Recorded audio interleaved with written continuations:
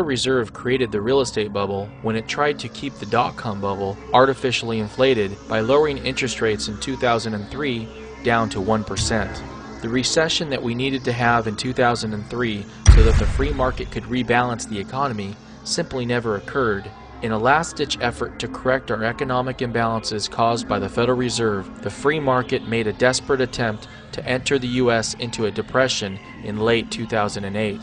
The Federal Reserve lowered interest rates to 0% and the depression never occurred. They simply kicked the can down the road. Heroin addicts need to go through withdrawal in order to get healthy. They can't simply shoot larger doses of heroin and stay high forever. Federal Reserve Chairman Ben Bernanke is just like a heroin addict, only his drug is quantitative easing. Why do these bubbles keep happening? How come they never learn their lesson? Try talking to an addict, a heroin addict, somebody hooked on nicotine, an alcoholic. Sit down with the addict and say, listen, stop shooting up. They're going to listen to you? They have no bounds. They have no loyalties. They have no boundaries. They're addicts. What we're talking about here, so I make this very clear, that these titans of industry that President Obama calls them, who make nothing other than profits. They make no steel. They don't build railroads. They don't build automobiles. They build nothing other than profits. They're junkies. They're addicts. They're money junkies. That's all they are. They can't get enough. They can't get enough. Bowing down before Warren Buffett. For what? Because he makes a lot of money. Billionaire bonuses. For what? Because they knew how to play the rigged game. A bunch of guys cutting up $45 billion in bonuses. Bigger than the GDPs of many nations. They're junkies. So rather than letting the junkie go cold turkey, no, here's more money, junkie. Here, go bet it again. Go, hey, look at those bank profits. Look how they've soared since we gave them more money heroin. That's all it is. They're junkies. You have the money junkies on one hand, and you have the power junkies on the other. The power junkies are called politicians. If Bernanke doesn't raise interest rates immediately and raise them dramatically, we could see Dow 15,000 and then Dow 20,000 and Dow 50,000. But Dow 50,000 won't mean anything if gold is $50,000 per ounce, silver is $5,000 per ounce, and a loaf of bread costs $120. The last thing Americans need to be worried about today is the stock market crashing nominally. If stocks were to see a nominal decline one last time, we will likely see Bernanke shoot up his largest ever dose of quantitative easing, which could turn the current melt-up into hyperinflation.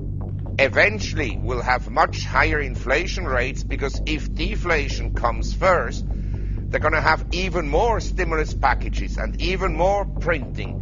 And as you know, many leading economists, they call for additional stimulus, which I think is ludicrous, is crazy to even suggest additional stimulus. But that is what the Keynesian believe is the right thing to do, and that will bankrupt Western governments, not just in the US, but everywhere.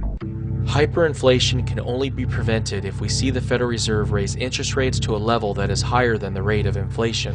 The official U.S. inflation rate based on year-over-year changes in the CPI is currently 2.31%. However, over the years, the government has made revisions to the way that CPI is calculated in an effort to understate inflation, due to the fact that Social Security and other programs adjust to the CPI, and they want to keep payment increases for these programs as low as possible.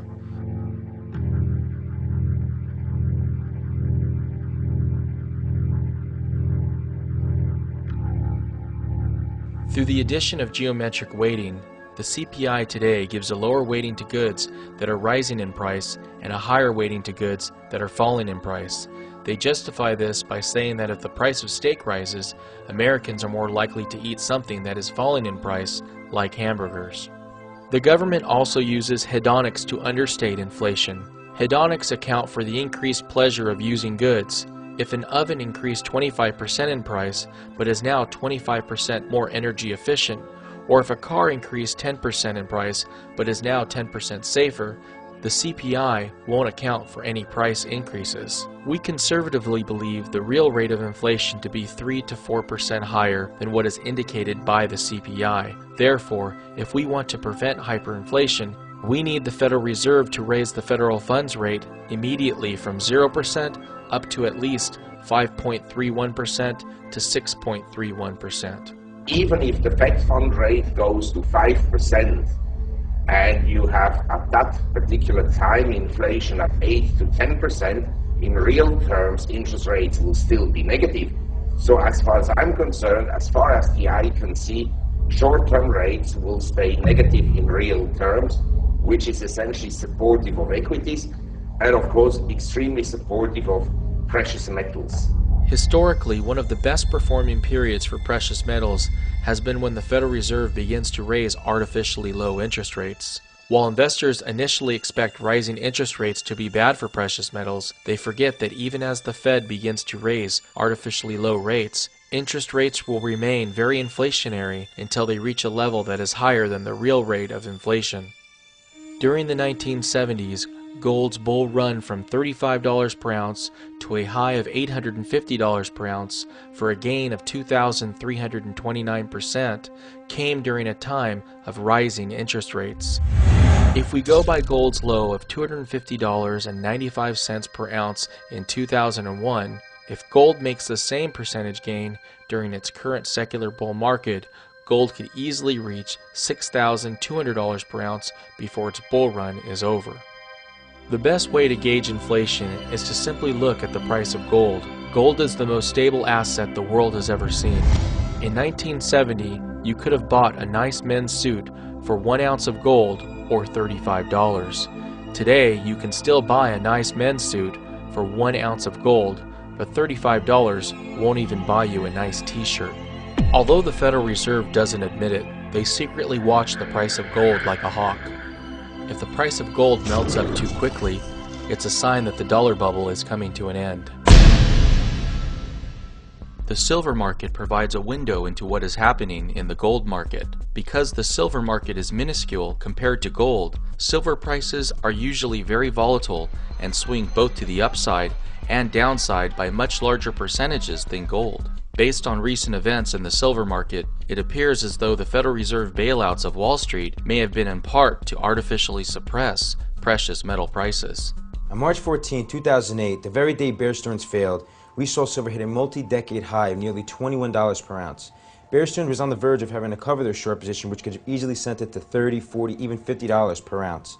Instead, we see the Federal Reserve orchestrate a bailout where JP Morgan acquires all of Bear Stearns' assets with the backing of the Fed. Next thing we know, JP Morgan, they acquire the silver short position of Bear Stearns, manipulate the price to below $9 per ounce.